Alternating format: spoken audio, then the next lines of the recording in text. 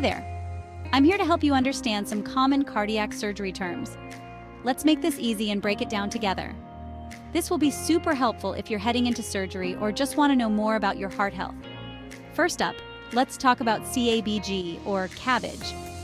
This stands for coronary artery bypass grafting.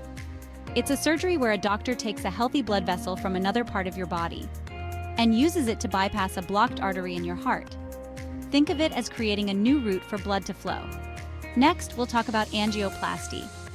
Imagine your artery is like a tube that's gotten squished. Angioplasty involves using a balloon-tipped catheter to open that tube back up. And sometimes your doctor will add a stent during the procedure.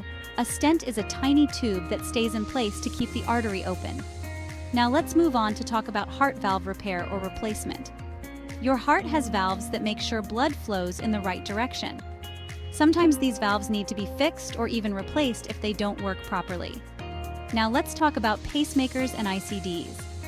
These are small devices implanted in your chest. A pacemaker helps control your heart rhythm by sending electrical signals. An ICD, or implantable cardioverter defibrillator, can give your heart a shock if it detects a life-threatening rhythm. And you may have heard of cardiac rehabilitation. This is a program that combines exercise, education, and counseling to help you recover after heart surgery or a heart attack.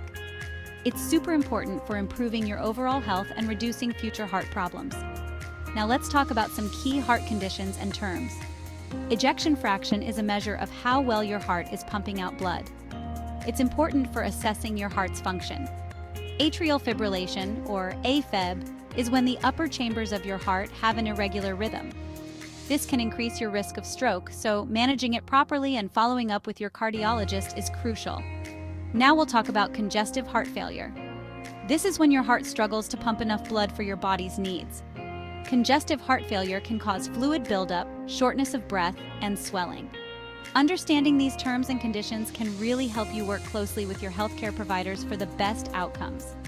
If you have any more questions or need additional help, you can contact Platinum Patient Advocates by visiting www.platinumpatientadvocates.com or calling 406-404-9477. Take care and stay informed.